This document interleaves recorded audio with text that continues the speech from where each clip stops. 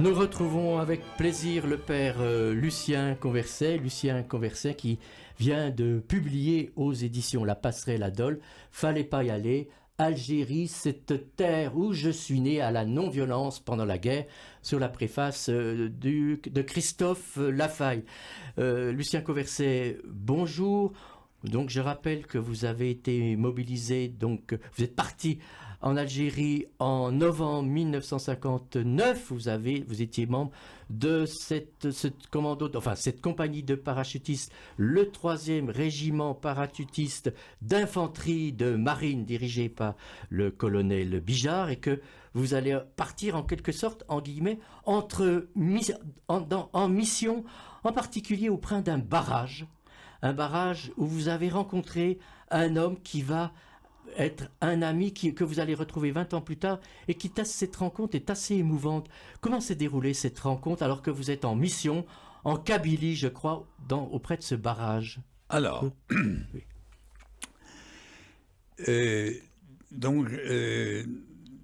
À l'émission précédente, j'ai été très touché de vous partager comment nous avons...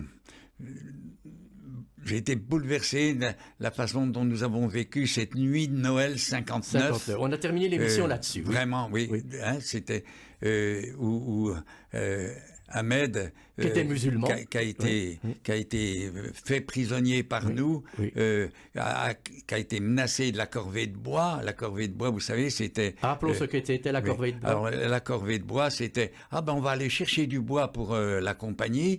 Et puis, en fait, l'un de nous était obligé avec son arme, on le tuait dans le dos. Quand le gars se baissait pour ramasser le bois, de lui tirer dans le dos. Oui. Et on le laissait pourrir sur le terrain, on revenait et on disait, il s'est sauvé. Alors, cette corvée de bois, Ahmed, il sait ce que c'est. Il a été fait prisonnier par nous. Quand on lui dit, on va aller faire la corvée, il dit non. Le capitaine de l'époque lui dit, t'as plus qu'une solution. C'est engagé dans l'armée française. Tu prends 3 ans. Et il a pris 3 ans. Et c'est là qu'il va le devenir, celui qui, non seulement actionnera la GIGN, vous savez, cette torture branchée sur le corps, les parties intimes du corps de l'être humain que nous torturons, et ça, c'est Ahmed qui va, comme on dit, qui va faire cracher le morceau, car nous sommes dans ce que le colonel Trinquier théorisera dans ses 2 livres, La guerre. Comment la guerre, c'est l'obtention des renseignements. L'obtention de renseignements par la torture. Et Ahmed va devenir un des principaux actionnaires de cette façon d'obtenir les renseignements pour la compagnie. Alors, ce qui fait que on va continuer à être donc une compagnie très performante, puisque on a des gens comme Ahmed. Et moi, je tombe à ce moment-là, oui, et ma première opération, c'est, je me trouve devant un de mes camarades que j'aime, que j'estime, mais qui est fou. Il vient de faire l'Indochine, il a des attitudes folles et non humaines, et il veut violer la femme qu'on est en train de faire prisonnière. Voilà, donc alors, vous l'avez arrêté à ce moment-là. Oui, donc, vécu cela, et puis nous repartons, nous étions souvent en opération, on est parti entre autres en opération dans la région de El Milia. Voilà. Et ce qui m'a beaucoup bouleversé dans cette opération de El Milia, c'est, je vois, mais c'est pas possible, nous faisons un ratissage dans une région où 6 mois auparavant, peut-être 1 an, je ne sais trop rien, il y a eu déjà des ratissages. Oh, je vois des tas d'ossements humains. Mais je dis, mais c'est pas possible. Puis je dis, mais attends, non, c'est pas des ossements. Si on voit bien que des crânes. Oui. Donc c'était des félagas qu'on n'avait pas enterrés en quelque sorte. Oui. Et on les a laissés pourrir, dévorés par les chacals. On les a laissés pourrir sur le terrain. Je dis, c'est pas possible. Oui. Et on continue à faire opération. Mais Mais non seulement il y a les ossements desséchés, mais il y a des ossements, ils ne sont pas desséchés. 8 jours avant, on a fait une opération dans celle-là, Eh oui. un autre régiment que le nôtre. Et on a laissé pourrir les... Ah, oh là là, c'est horrible, l'horreur d'un corps humain qui est en train de pourrir. Terrible, on nous fait faire une embuscade entre une source et un cadavre. Un de mes copains me dit, alors qu'on est en train quand même on mange au moins la ration que l'on a, j'ouvre la boîte de pâté, et il y a une mouche qui vient. Oui, c'est posé sur votre pain. Copain qui me dit, sur le pâté. Sur le pâté. Et des pâtés sans choux, je me souviens. C'était une boîte de France qui faisait des sous avec nos rations. Et le copain me dit, Lulu, t'as vu la mouche? Si ça se trouve... Elle était sur le cadavre. Elle vient du Félouse, là. J'entends des mots terribles comme ça. Ah! Et tout ça, je me dis dans ma conscience, oui, petit à petit, je deviens... J'entre, je me laisse travailler par la non-violence, quoi. C'est ça, c'est petit à petit. Je me dis, je dis pas encore, tu ne tueras pas. Je dis, quand nous tuerons, je ne laisserai pas pourrir un corps. Le corps.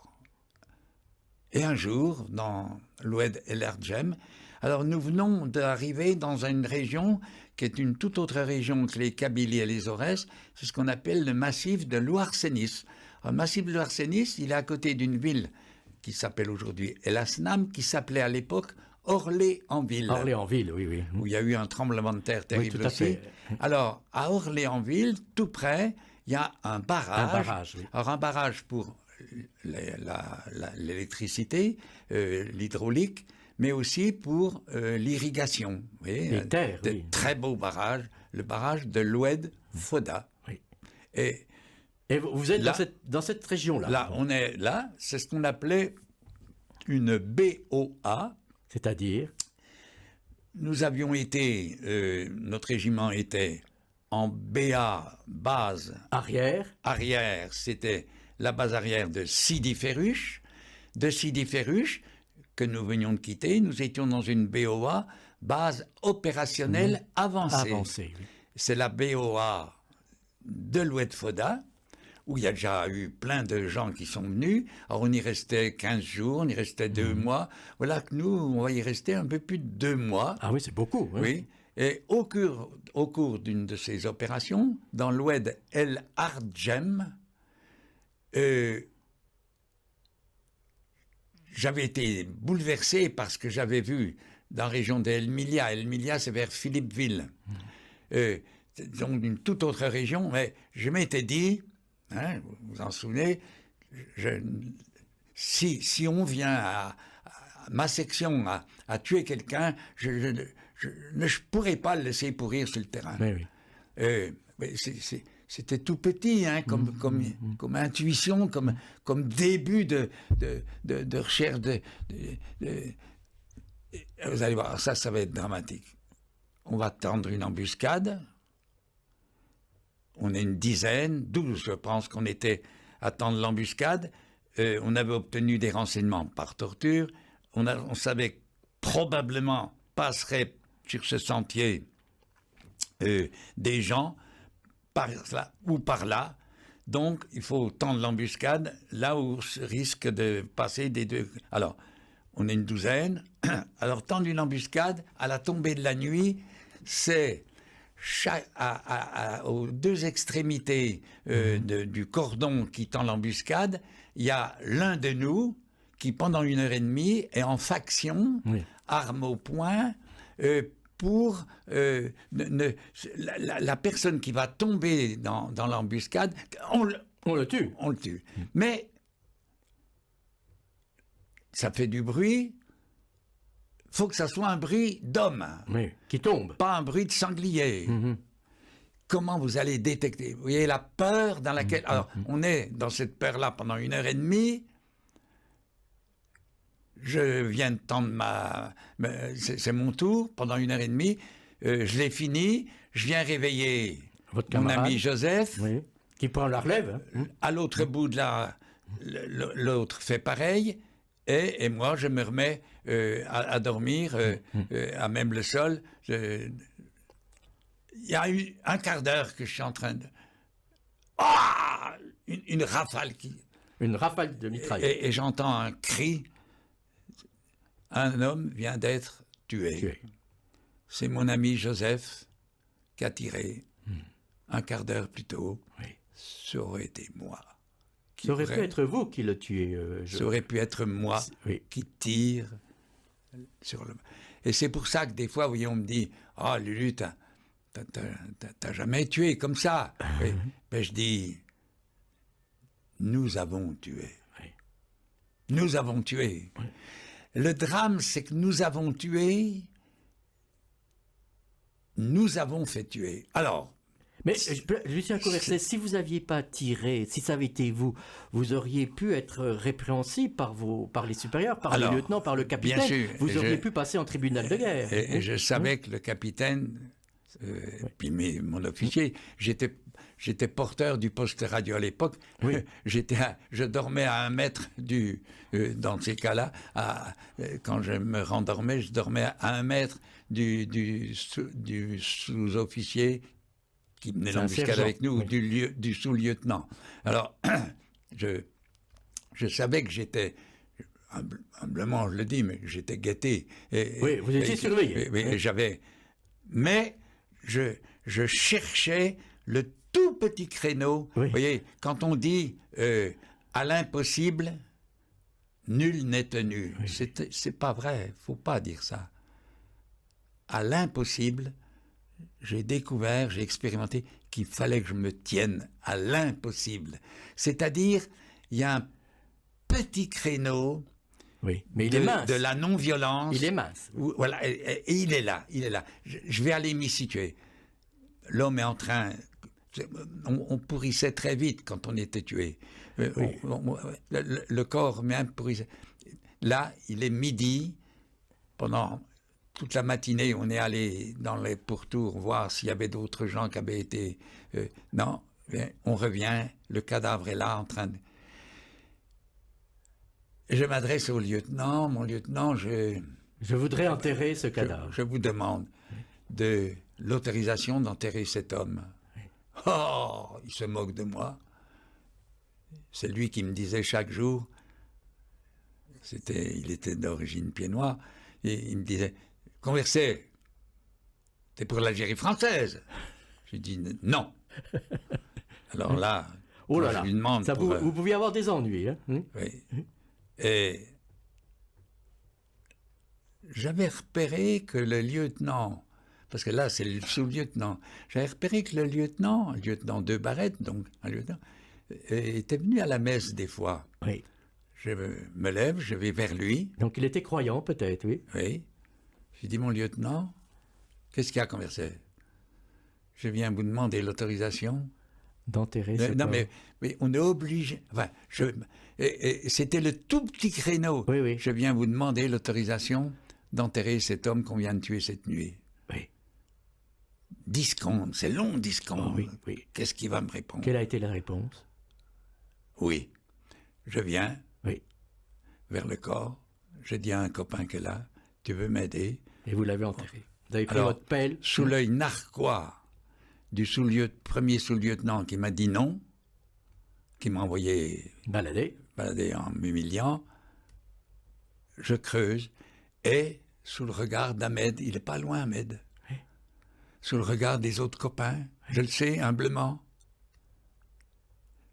un silence oui. De vie, pas un silence de mort, un silence de vie. Je sentais, je le dis humblement, que mes amis, oui. Mes camarades approuvaient en quelque sorte. Une approbation, oui. Oui. Oui. Je le dis sans humblement. rien dire, oui. Oui. Nous enterrons cet homme. Oui. Dur à creuser. On est dans le flanc de l'Oued El Arjem. Oui. On l'enterre. Oh, il n'y a pas un quart d'heure, une demi-heure que... Alors, mais j'avais prié toute la matinée. J'avais prié notamment ma maman. Maman. La maman de Jésus, qu'a enterré, qu'a porté au tombeau. Son fils. Qu'elle a porté contre elle. Le corps de cet homme-là, je le porte dans un certain sens. Je vais le porter d'ailleurs. Il y a Antigone.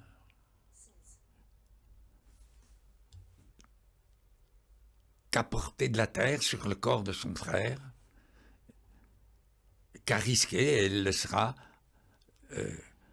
enterrée, cloisonnée dans la terre. Il y a toutes ces femmes qui sont là.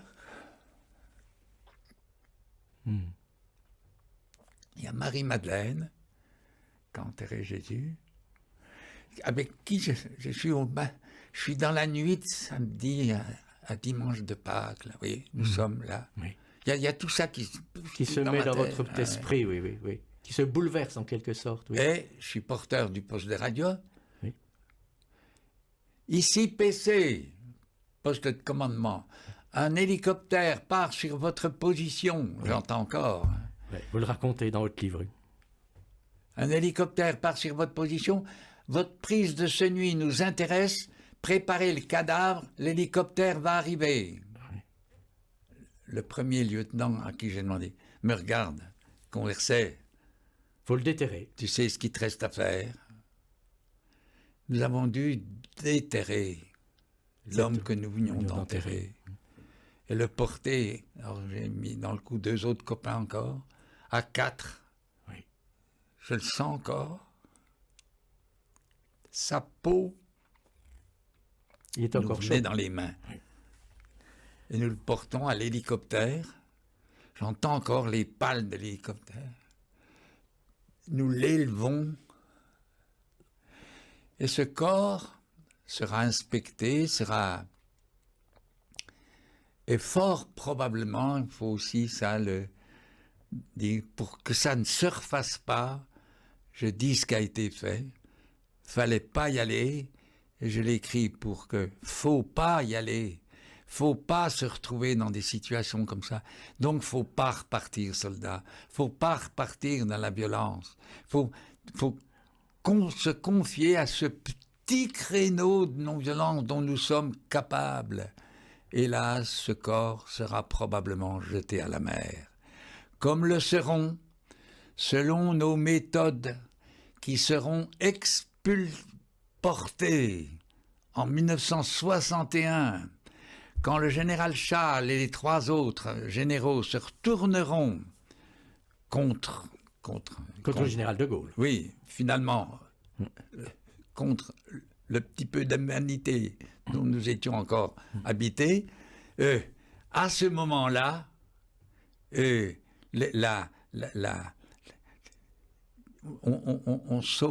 faut qu'on sache que les corps de 2 religieuses ainsi que les corps des mères de mai en Argentine seront jetés dans le Rio de Plata selon les méthodes, celles que je suis en train de dénoncer. Par l'armée française.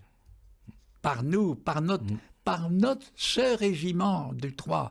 Car le colonel Trinquier a écrit la guerre en observant ce qui a été fait au 3 dont il était le colonel. Et ça faut... Alors je le dénonce avec misère, dans les pleurs, non pas en jugeant, je ne les juge pas, mais je continue à dire, mes camarades, j'ai du mal de dire c'est mes amis, mais je tiens à le dire, oui. Pour que ça ne se refasse pas. Alors on va marquer une petite pause, si vous le permettez, une petite respiration, parce que votre témoignage est très fort, Lucien Converset. On sent votre émotion encore aujourd'hui, plus de 60 ans après. Donc une petite respiration, puis on reviendra sur cette rencontre que je voudrais que vous nous parliez maintenant. Ah oui. Ouais.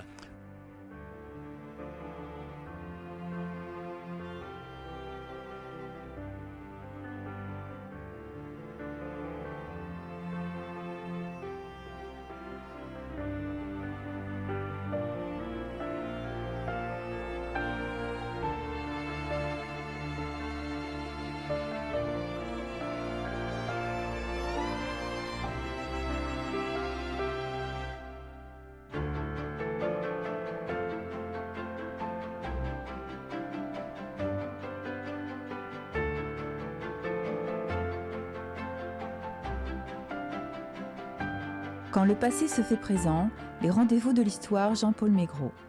Avec aujourd'hui le père Lucien Converset, donc, qui vient de publier aux éditions La Passerelle.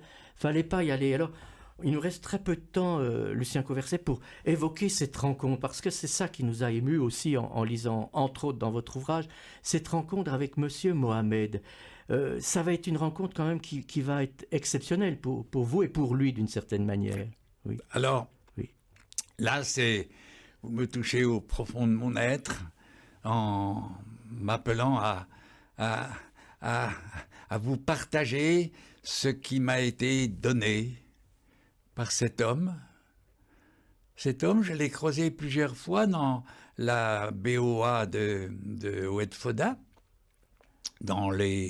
car l'armée, un peu comme l'armée allemande a fait aussi en France, nous avions occupé le village de Oued-Foda, qui était protecteur du barrage. C'est-à-dire que on croisait dans le village de temps en temps des gens qui habitaient à 50, 100 mètres de là où on avait l'endroit. Oui. Votre campement, oui, en quelque sorte. Oui. Alors, moi, j'aimais bien dire bonjour. Alors, je savais qu'on ne pouvait pas dire bonjour aux jeunes filles et femmes, mais bonjour, monsieur. La façon dont j'ai dit bonjour, dont cet homme m'a répondu bonjour, c'était, vous voyez, j'ai dit bonjour, il m'a répondu bonjour, alors qu'il est porteur de mots algériens. C'est un Algérien, c'est un ennemi donc de la France. Oui. Alors, oui. Et en disant bonjour, j'ai vu son geste de porter la main à son cœur. Fort probablement, mais en cachette de mes chefs, moi aussi, je me suis mis à faire ça. Et ce bonjour échangé a fait un jour que la conversation a été bien entre et m'a fait rentrer chez lui oui. pour être en cachette de... Alors, jamais cet homme ne m'a tiré les vers du nez en me disant tout à fait quelle opération, tout ça. Oui. Mais je sens bien qu'il est pro-FLN. Évidemment, oui. Bien sûr.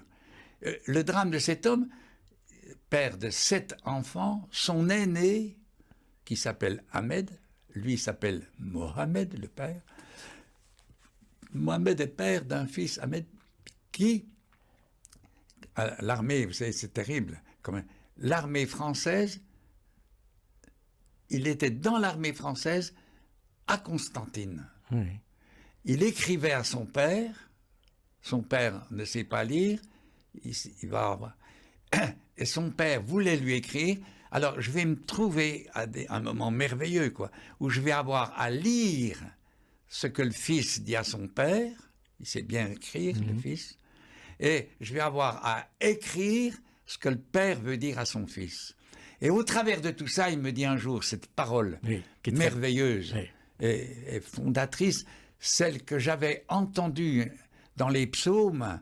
Vous savez, quand Dieu dit, dans le psaume 109, et déjà dans le psaume 2, « Aujourd'hui, tu es mon fils ». Ça sera repris le jour où les gens seront témoins du baptême de Jésus.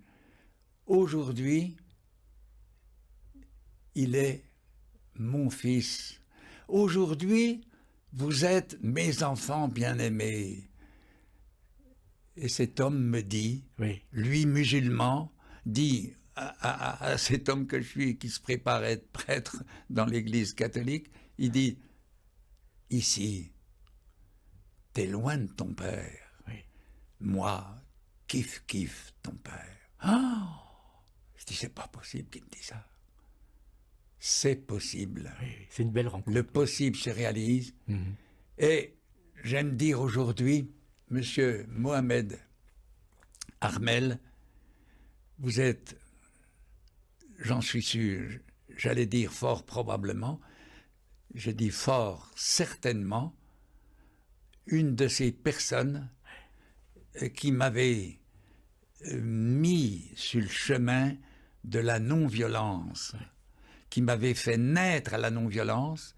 Et j'aime dire à la fin de mon livre, et je le dis à vous tous, chers amis, auditeurs, c'est M. Harmel va être celui qui va m'éduquer à être non-violent, à devenir objecteur de conscience, ce que je ne veux pas être, car à l'époque, être objecteur de conscience, aux yeux de celui qui va me dire aussi que je suis objecteur de conscience, qu'est le capitaine, que je vais aller affronter pour lui dire que je ne suis pas d'accord sur les façons dont nous faisons les opérations, et ce capitaine va me dire « Je n'ai plus de temps à perdre avec vous, Converset, vous n'êtes qu'un objecteur de conscience. » Et ces deux êtres, mais de manière bouleversante, Monsieur Mohamed Harmel, vous m'aidez, vous me rendez possible, vous me dites ce que Dieu a dit à son fils.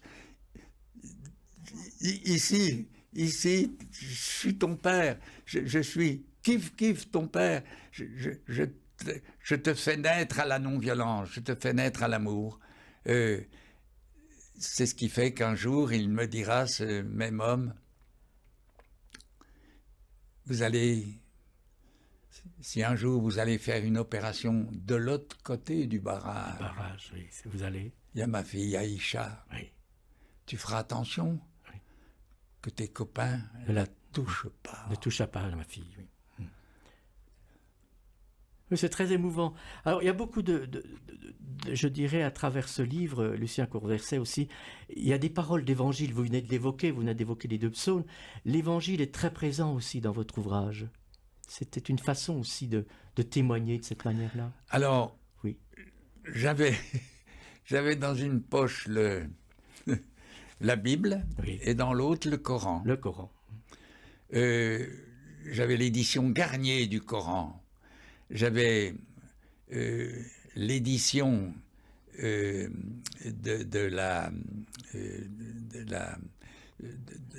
la Bible de Jérusalem pour la Bible, où j'avais expérimenté que ce qui était écrit, en fait, c'était dit, c'était vécu, ces paroles de Dieu à tout être humain. Et de fait, c'est incroyable ce que Dieu, appelé dans la religion musulmane Allah, c'est incroyable ce que dit Dieu à l'être humain, qu'est le musulman. Ça sera chanté merveilleux par les moines de Tibérine, et notamment Christian de Chergé.